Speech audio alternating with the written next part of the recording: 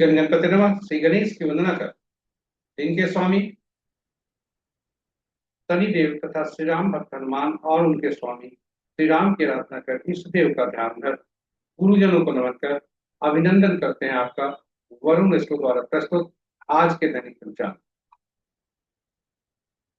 यह हम नित्य प्रस्तुत किया करते हैं और इसी से निकलकर लघु पंचांग ही हम नित्य प्रस्तुत किया करते हैं, जो इसी का एक भाग का अंश। इस प्रस्तुति में डेटा जो भी हम प्रयुक्त करते हैं वह दृक पंचांग से लेते हैं। छवि, ध्वनि तथा आज जिस व्यक्ति का जन्मतिथि है उसकी उनकी विवरणी अंक ज्योतिष में जो प्रयोग करते हैं वह सारे हम गूगल से लेते हैं और यह प्रस्तुति हम आपको YouTube के माध्यम से सफलपूर्वक पहुंचा पाने में सफल।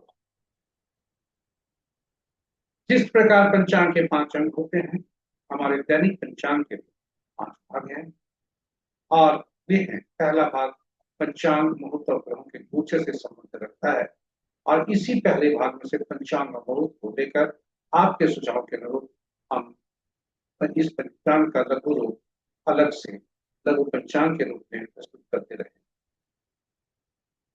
दूसरा भाग ग्रहों के नक्षत्र से संबंध है, यानी चंद्रमा जिस नक्षत्र में है, जन्म कुंडली में पर स्थायी रूप से और आज जिस नक्षत्र में गोचर कर रहे हैं उनके अनुसार आज कैसे दिन तरीके से इसे ताराबलन कहते हैं। यह मूलतः नव तारा चक्र पद्धति पर आधारित है। ताराबलन के अनुसार हम चंद्र आज के बारे में केवल जानते हैं और चंद्रमा के परिप्रेक्ष्य में जानते हैं। वही नव तारा चक्र पद्धति से हम सारे जीवन के बारे में जानते हैं और सभी ग्रहों के बारे में। तो विस्तृत चर्चा प्रस्तुति।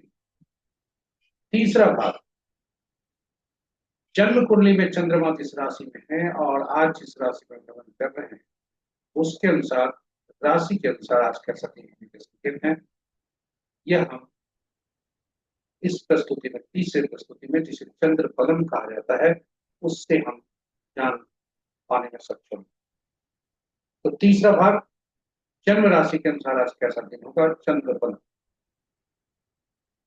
चौथा भाग चौघड़िया से संबंध है, जो कि दैनिक कार्यों से लेकर विशेष कार्यों के लिए शुभ और अशुभ काल, शुभ और अशुभ मुहूर्त बताता है और यह काफी उपयोग, इसकी उपयोगिता के देखते हुए हमने हिंदी और अंग्रेजी में अलग अलग यूट्यूब पर पोस्ट रखा है।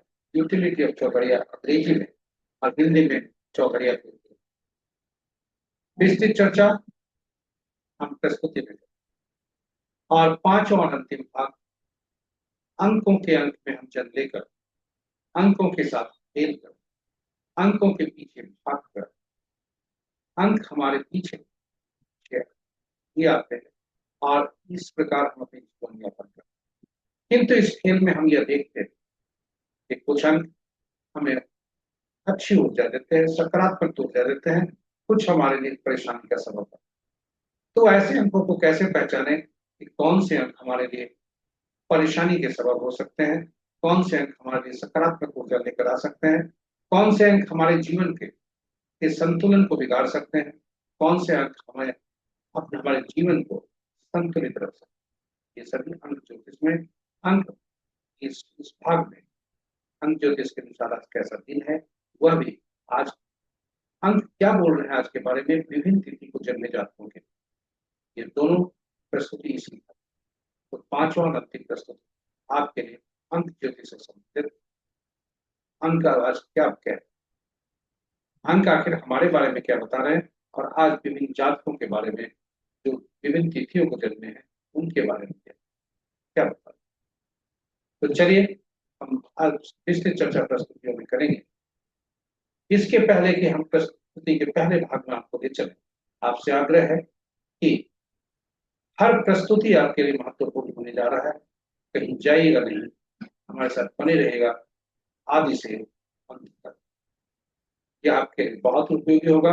हाँ, हो सके तो कागज कलम भी रख ले आपके साथ में समझ कुछ बातें जो आपको सटीक लगे या नोट करने लायक लगे उसे जरूर नोट। और अब पंचांग, पंचांग की महत्ता। पंचांग हमारे जीवन में केवल शुभ मुख जानने का माध्यम नहीं, यह व्यक्ति की निर्णय क्षमता को सुदृढ़ करता है, आत्मबल बढ़ाता है। पंचांग प्रकृति और ब्रह्मांड की ऊर्जा के साथ संतुलन स्थापित करने में सहायक होता है, जिससे जीवन में शांति, समृद्धि और सकारात्मकता का संचार होता है। अतः पंचांग का अनुसरण करके हम अपने जीवन को अधिक सफल और समृद्ध बना सकते हैं। तो चलिए आइए पंचांग की महत्ता को देखते हुए, पंचांग की महत्ता को देखते हुए हम सब पंचांग का अनुसरण करके अपने जीवन में शांति, समृद्धि और सकारात्मकता का संचार सुनिश्चित करते हुए जीवन को अधिक सफल और समृद्ध। साथ ही साथ साझा करें प्रस्तुति को अपने मित्रों, परिजनों तथा शुभेच्छुओं के संग, ताकि वे भी पंचांग का अनुसरण करके अपने जीवन को अधिक सफल और समृद्ध बना सकें। और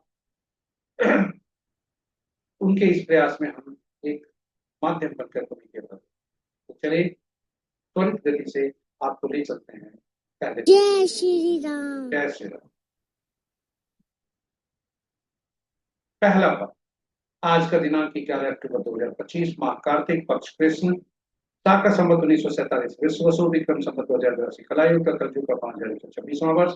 आज का सूर्योदय 5:46 पर, सूर्यास्त 5:27 पर, sunrise at 5:46 AM, sunset at 5:27 PM। आज का दिशा शुभ पूर्व है, फिर भी इस दिशा में यात्रा करने को बाध्यता हुई तो अदरक या उड़द की दाल का सेवन कर यात्रा में शुभ करें। पंचांग के पांचों अंक, वार शनिवार, तिथि 4:43 तक पंचमी जो पूर्णा तिथि के अंतर्गत आता है, उसके बाद षष्ठी जो नंदा तिथि के अंतर्गत आता है, नक्षत्र अपरांत 3:20 तक रोहिणी, उसके बाद वृश्चिका, योग अपरांत 2:07 तक व्यतिपात, उसके बाद वरियान, और करण प्रातः 6:07 तक कौलव, और फिर अपरांत 4:43 तक कहते, और कल भोर में 3:26 तक गर्भ, तत्पश्चात बनी। तो ये रहे आज के पंचांग के पांचों।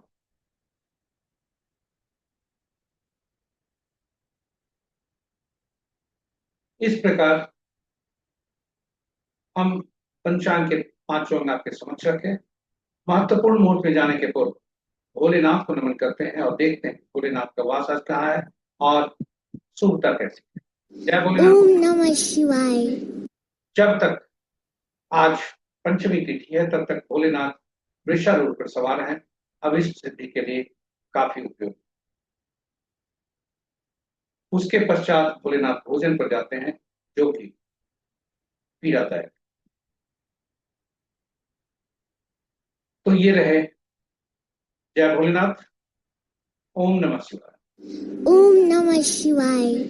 महत्वपूर्ण मुहूर्त के शुभ मुहूर्त में अभिजीत मुहूर्त दिन के 11:13 से 11:59 तक, अमृतकाल अपराह्न 12, अमृतकाल दो भागों में, पहला भाग अपराह्न 12:25 से 1:52 अपराह्न तक, दूसरा भाग कल भोर में 5:26 से 6:56 तक।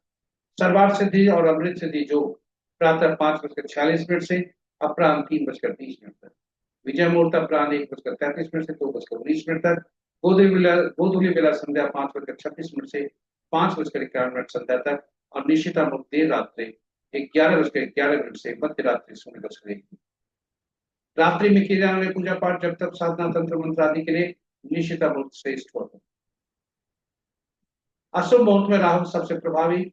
अशुभ मुहूर्त राहु काल प्रातः 8:41 से 10:08 तक, गुलिक काल प्रातः 5:46 से 7:13 तक, अब यमगंड अपराह्न 1:03 से 2:31 तक, वर्ज मुहूर्त प्रातः 8:03 से 9:31 तक, और पुनः वर्ज मुहूर्त की पुनरावृत्ति रात्रि में 8:31 से रात्रि के 10:01। तो वर्ज मुहूर्त में आज दो भागों में, प्रातः 8:03 से 9:31 तक, और दूसरा भाग रात्रि के 8:31 से रात्रि के 10:01। तो ये रहे महत्वपूर्ण शुभ और शुभ मुहूर्त।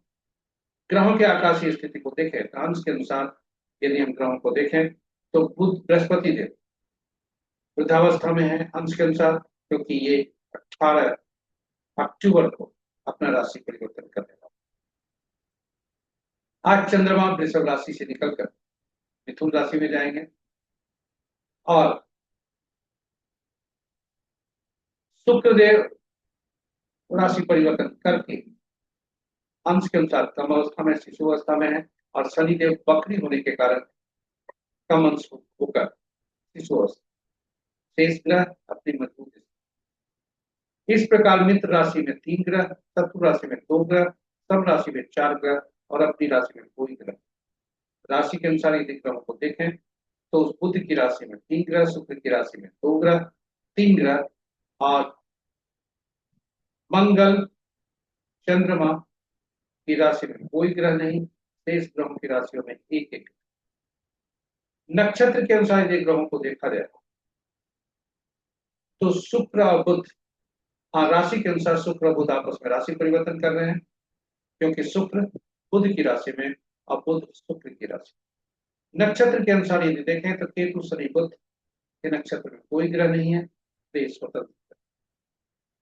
बृहस्पति देव और राहु देव के नक्षत्र में, बृहस्पति के देव के नक्षत्र में 3 ग्रह, राहु देव के नक्षत्र में 2 ग्रह, केतु शनि बुध के नक्षत्र में कोई ग्रह नहीं, शेष ग्रहों के नक्षत्र में एक एक ग्रह।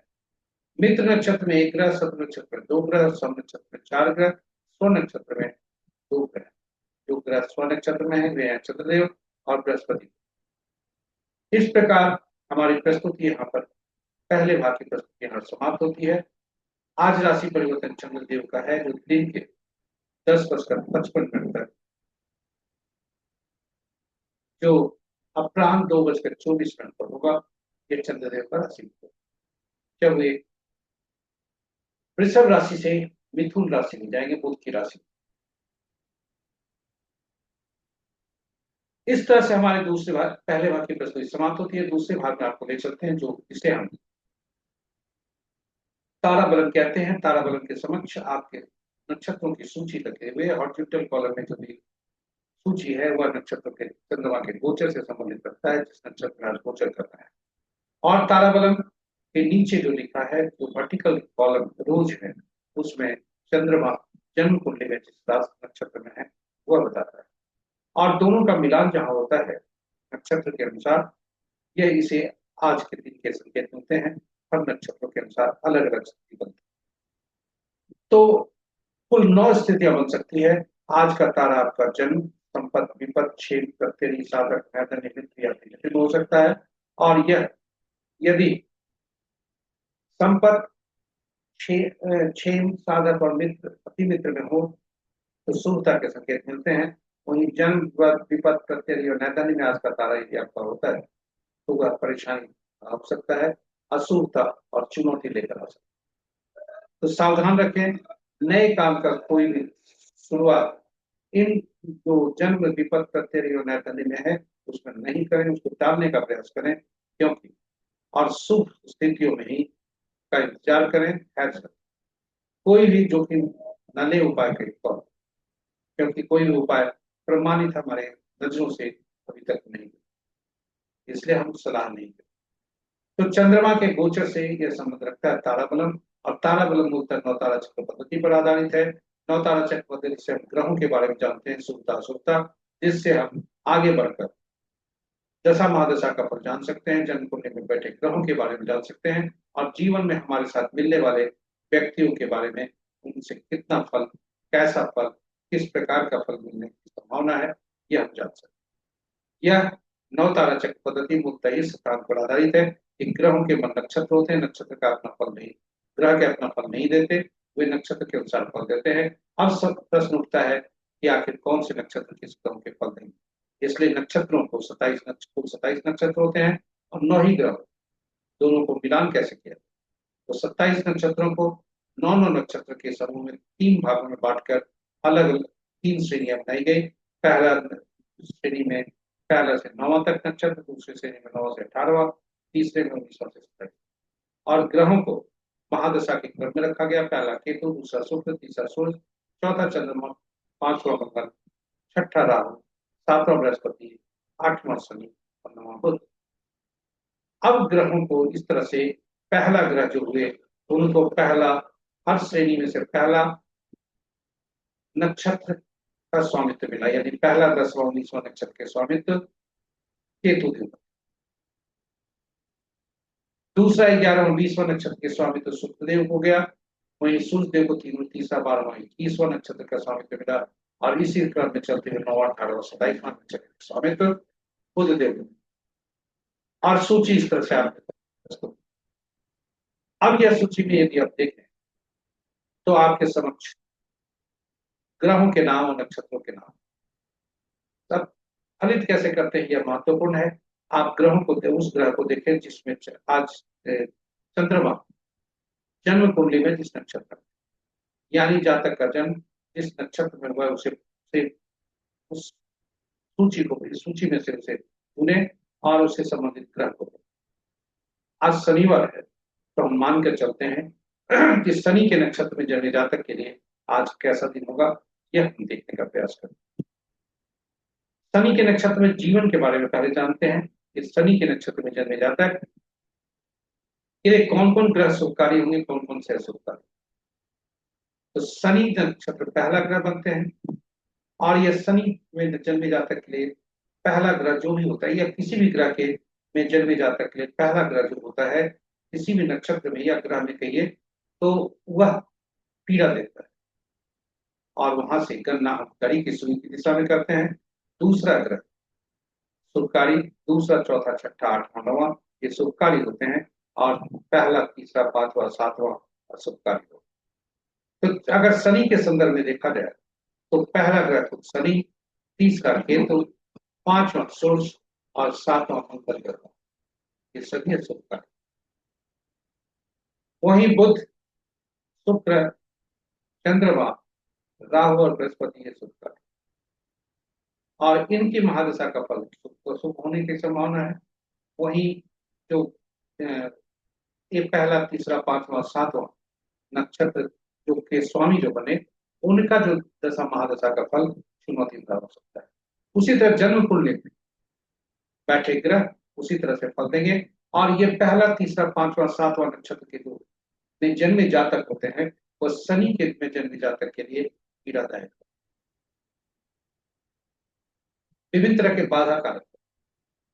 बाधक, इसलिए ग्रहों को हम यहाँ जब पहचान जाते हैं तो फिर महादशा महादशा का फल हम जान सकते हैं, और अच्छे शुभ ग्रहों की महादशा में हम शुभ कार्य का निष्पादन त्वरित गति से योजनाबद्ध तरीके से करते हैं, और वहीं जब अशुभ ग्रहों की स्थिति होती है तो हम सावधान रहें ताकि हमें कोई अशुभता न। और चुनौती हम स्वीकार करते हैं, मानसिक रूप से अपने आप को भी तैयार करते हैं, इससे अंत तो गत्वा हमें पीड़ा कम हो और स्वास्थ्य के लिए लाभदायक हो। कुल जन्म कुंडली में बैठे ग्रह कैसा फल देंगे यह भी हम जान सकते हैं, और साथ ही साथ हमारे लिए शनि के नक्षत्र में जन्मे जातक, उदाहरण स्वरूप कह रहे हैं शनि के जन्मे जातक के लिए बुध के जन्मे जातक, बुध के नक्षत्र में जन्मे जातक उनके लिए अगर बिजनेस पार्टनर बनते हैं तो शुभकारी, क्योंकि वह संपत्ति है दूसरा ग्रह। तो इस प्रकार हम ग्रहों के बारे में पूरे जीवन के बारे में जान सकते हैं, और नौ तारा चक्र पद्धति के अनुसार हम फलित कर सकते हैं। तो यह फलित कर हम अपने जीवन के लिए शुभ समय को जानकर आगे कार्य करें। यह नौ तारा चक्र पद्धति अद्भुत पद्धति है, इसलिए हमने इस पर वीडियो भी पोस्ट करके रखा है, और आपके सुझावों के अनुरूप ही हमने उस पर अलग अलग प्रस्तुति की। अपने इस प्रस्तुति में जो हमने आकलन किया है भगवान राम माँ सीता तथा पवन पुत्र हनुमान की कुंडली भी रखी है, जिससे यह इसके फलित की सटीकता के करीब हम पहुंचते हैं। नौ तारा चक्र पद्धति से भगवान राम माँ सीता तथा पवन पुत्र हनुमान के साथ आपस में कैसे संबंध मित्रवत कितना। तो इन्हीं शब्दों के साथ हम आपको वापस ताराबलन पर ले चलते हैं। आज का ताराबलन क्या कहता है, क्या संकेत दे रहा है आज के दिन के बारे में। तो चंद्रमा आज रोहिणी नक्षत्र में है और अपने ही नक्षत्र में, और इसके बाद मृगशिरा नक्षत्र में जाएंगे। तो जब तक चंद्रमा अगर उदाहरण स्वरूप यदि जातक का जन्म भरनी पूर्वा फाल्गुनी या पूर्वाषाढ़ नक्षत्र में हुआ है तो रोहिणी में जब तक चंद्रमा है विपद के कारक है, और मृगशिरा में जब जाते हैं यानी रात 3:20 अपराह्न के बाद तो वह 6 शुभकारी है, आप उस शब्द का उपयोग कर सकते हैं, किंतु विपद में अपने आप को सावधान रखें। दूसरा उदाहरण लेते हैं, यदि पुनर्वसु नक्षत्र में या पूर्वा फाल्गुनी पूर्वा भाद्रपद विशाखा नक्षत्र में किसी जातक का जन्म हुआ है तो पहला भाग बहुत ही सुंदर है, न्यायधन्य है। दूसरा भाग तो इंतजार करें अच्छे फलों का 3:30 के पश्चात, कोई भी जोखिम नहीं। इन्हीं शब्दों के साथ हम आगे बढ़े। आपको जैसा पहले भी कहा था कि आज का तारा 9 स्थितियां बन सकती है, जन्म शपथ विपद साधक मित्र। शुभ नक्षत्रों की स्थिति में, शुभ तारा की स्थिति में अपने शुभ कार्य का निष्पादन करें और अशुभ तारा की स्थिति में दैनिक कार्य से लेकर विशेष कार्य में सावधान रहे, विशेष कार्य को टालने की कोशिश, क्योंकि आप किसी भी कार्य में शुभता चाहते हैं या शुभता की संभावना पहले, तीसरे, पांचवें, सातवें नक्षत्र में नहीं होने की संभावना। उपाय के तौर पर लोग पूछते हैं कि उपाय तो कुछ होगा, कि हाँ उपाय जरूर है, किताबों में है, लेकिन यथार्थ में कितना है इसकी पुष्टि नहीं है, इसलिए जोखिम नहीं लेने की सलाह देते हैं। जानकारी के लिए तारा जन्म में है तो पीला कद्दू पत्ते वाली सब्जी का दान, विपद में गुड़ का दान, कृतरी में तो नमक का दान, धन्य है तो मौत को त्याग करें।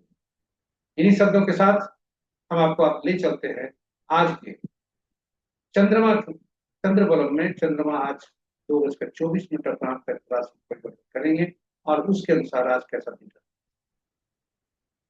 तो चंद्रमा जब तक वृषभ राशि में है, यानी अपराह्न 2:24 तक,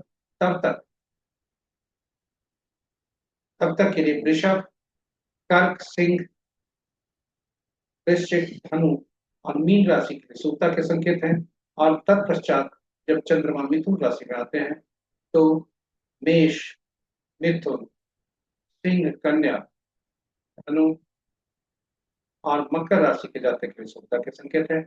23 राशि वाले जातक सावधान रहें। यहाँ आपको स्पष्ट कर दें कि आप चंद्रमा जिस राशि में है वही आपकी राशि हुआ करती है और इसलिए उसी राशि से आप अपना आज का दिन दें। चंद्र बलम इतना ही है, संकेत देता है कि आप आकाश का दिन कैसा। चौघड़िया मुहूर्त बहुत ही उपयोगी मुहूर्त है, आपको चौथे भाग में लिया है। चौघड़िया मुहूर्त काफी उपयोगी है और इसकी उपयोगिता को देखते हुए अपने चौघड़िया को की उपयोगिता और यूटिलिटी ऑफ चौघड़िया हिंदी और अंग्रेजी में अलग अलग वीडियो पोस्ट करके रखा है। संक्षेप में बता दें, कुल 8 चौघड़िया दिन के होते हैं, 8 चौघड़िया रात के होते हैं और किंतु सप्ताह के दिन 7 ही होते हैं, इसलिए 7 ही चौघड़िया का नामकरण हुआ। 8वां जो चौघड़िया होता है आदि का चौघड़िया ही अंत में हुआ करता है, इसलिए 8वां चौघड़िया वही होता है। और चूंकि चौघड़िया का संबंध साप्ताहिक दिनों से हो गया, इसलिए हर चौघड़िया साप्ताहिक दिन से संबंध रखते हैं और हर ग्रह के सातों दिन के स्वामी अलग अलग ग्रह है, इसलिए चौघड़िया का स्वाभाविक संबंध ग्रहों से भी हो गया। और हर ग्रह कोई न कोई विशेष कार्य, विशेष प्रयोजन के लिए उपयोगी हुआ करते हैं, उपयुक्त हुआ करते हैं, फलदायी होते हैं, इसलिए सभी चौघड़िया का संबंध विशेष कार्यों से भी हो गया, विशेष प्रयोजनों से भी हो गया। और इस प्रकार हम चौघड़िया के उपयोग का उपयोग कर सकते हैं। चौघड़िया का उपयोग शुभ व अशुभ मुहूर्त जानने के क्रम में जानने के लिए किया जाता है, किसी भी शुभ काम को करने के लिए किया जाता है, किसी के कार्य में शुभता बढ़ाने के लिए किया जाता है, किसी भी पूजा या पाठ या पहली बार कोई कार्य करने जा रहे हैं उसके लिए किया जाता है। दैनिक कार्य में भी इसका उपयोग किया जाता है। यदि कोई व्यक्ति उचित मुहूर्त नहीं देखना चाहे तो अपने कार्य में शुभता लाने हेतु तो कार्य को करने के लिए कम से कम चौघड़िया जरूर देगी। दिन का चौघड़िया वार वेला, काल वेला और राहु काल से ग्रसित हो सकता है। रात का चौघड़िया काल रात्रि से ग्रसित हो सकता है। अनुभव के आधार पर, किताबों में कहीं नहीं लिखा, अनुभव के आधार पर दिन चूंकि सूर्य का होता है इसलिए शनि का चौघड़िया जो भी होता है वह काल वेला से ग्रसित होता है। और रात का चौघड़िया चूंकि चंद्रमा का है और बुध से है का चंद्रमा से, इसलिए लाभ चौघड़िया जो बुध का चौघड़िया है हमेशा काल रात्रि से ग्रसित। और बाकी बुध का दिन में वार वेला और राहु काल से भी चौघड़िया ग्रस्त हो।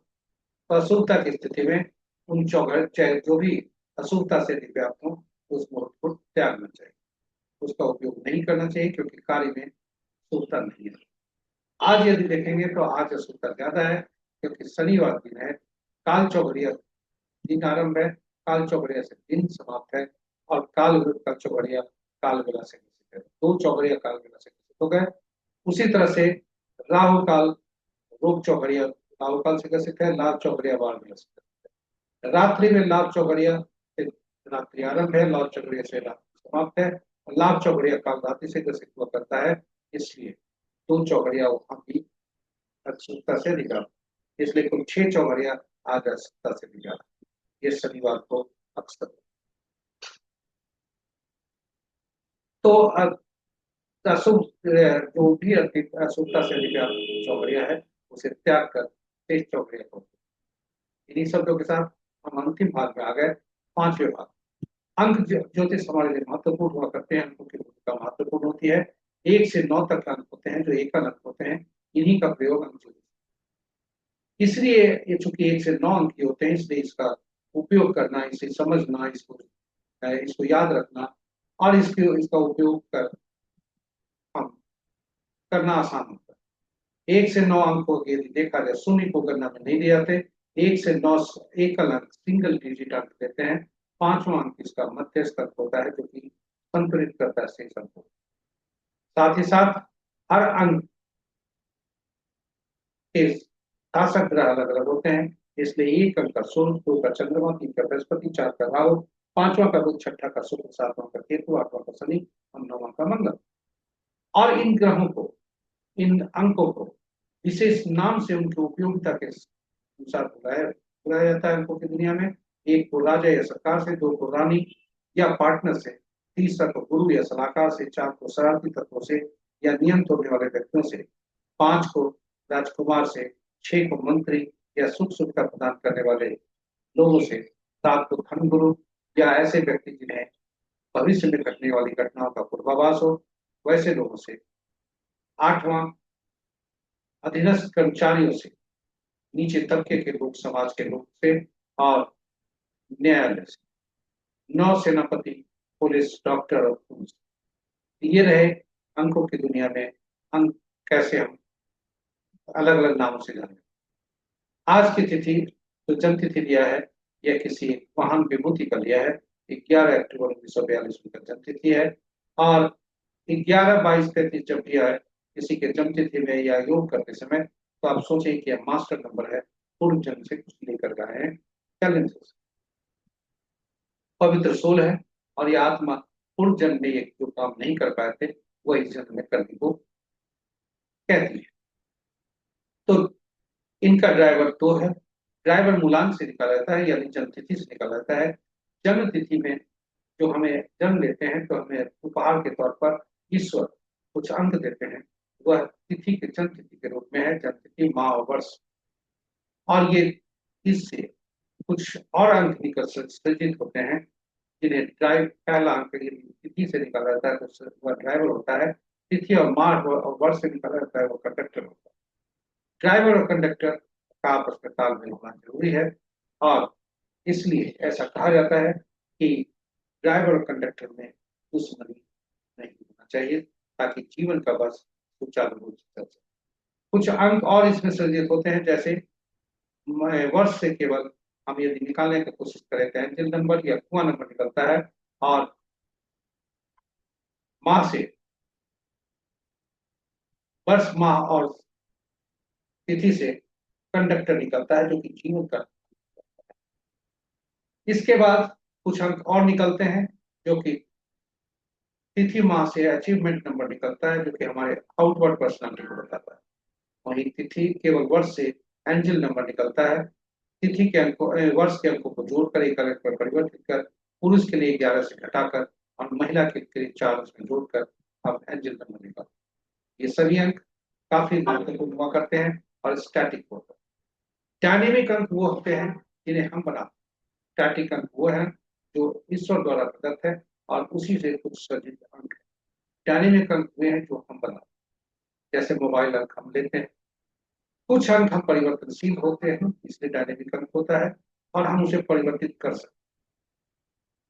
और इसी रूप में सबसे ज्यादा ऊर्जा देने वाला जो अंक होता है वो होता है नाम। आप आश्चर्यचकित हो गए होंगे, नाम में अक्षरों का समूह है या फिर अंक कैसे।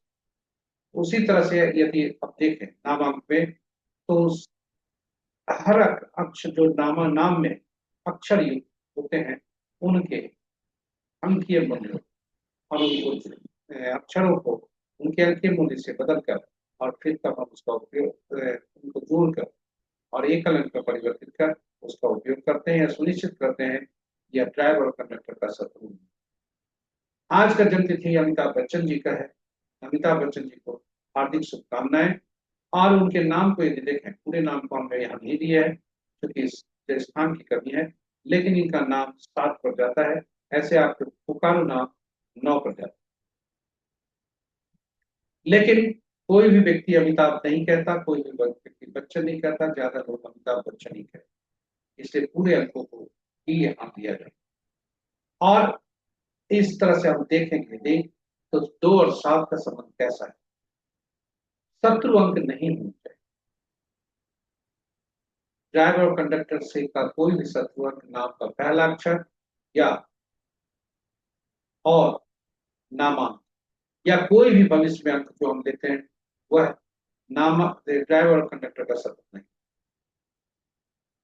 तो ड्राइवर आज का 2, कंडक्टर 1 और नाम का पहला अक्षर भी 1 दे रहा है और 7 अंक दे रहा है नामांक। यहाँ पर 6 9 दे रहा है, हम 9 ही लेके चलते।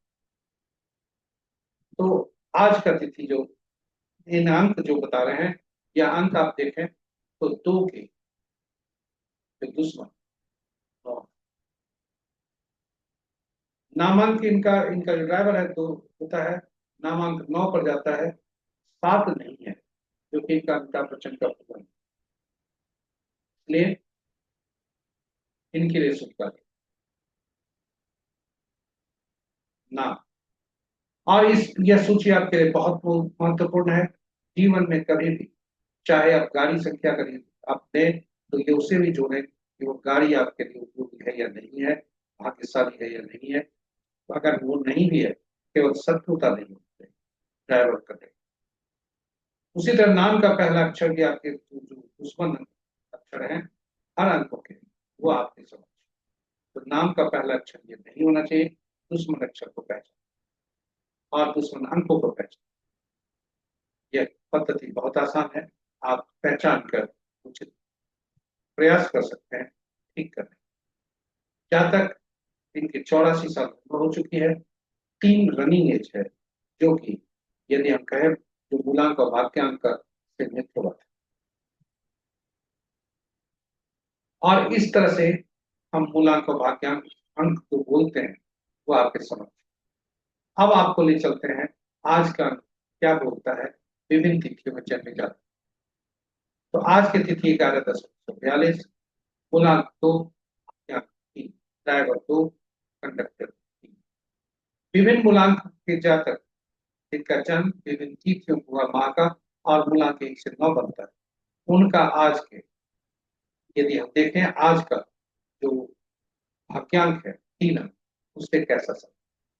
तो अगर आप देखेंगे इस सूची में तो सभी तिथियों में जन्मे जातक के लिए शुभता के संकेत हैं। केवल एक ही अंक शत्रु बनते हैं वह है शुक्रदेव। और इस तरह से 6 15 24 तारीख को जिनका जन्म हुआ है किसी माह का उनके लिए सावधान के संकेत हैं। शेष अंक वाले जातक आज शुभता के आज के दिन अंक जो बोल रहे हैं कि आज के दिन सभी के लिए उत्तम होंगे। केवल 6 15 24 को किसी माह के जन्म में है वो अपने कार्य पद्धति में दैनिक कार्यों में और विशेष कार्यों में सावधानी बरतें। इन शब्दों के साथ वाद विवाद से दूर रहें, कंट्रोवर्सी से दूर, स्ट्रगल होने की संभावना हो जाती है, इसलिए इनसे दूर। इसी के साथ हम प्रस्तुति के अंतिम पड़ाव पर आ गए। आप हमारे साथ बने रहे इसके लिए बहुत बहुत। इस प्रस्तुति को यदि आप पहली बार देख रहे हैं तो हमारे चैनल को सब्सक्राइब करें, साथ ही साथ नोटिफिकेशन बटन को दबा लें ताकि आपके लिए यह शुभ तक आपके लिए यह उपयोगी हो। साझा करें प्रस्तुति को अपने मित्रों परिजनों का शुभेच्छुओं के संग ताकि प्रस्तुति का हर भाग जो ज्ञानवर्धक है और उपयोगी है वह उन तक भी पहुंच सके और उसका लाभ भी उठा सके। इन्हीं शब्दों के साथ हम आपसे विदा लेते हैं। शनि देव की कृपा और श्री राम तथा उनके भक्त हनुमान हनुमान की कृपा आप पर बरसती रहे। इन्हीं शब्दों के साथ जय श्री राम, जय हनुमान, जय शनिदेव का उद्घोष करते हुए हम आपसे विदा लेते हैं।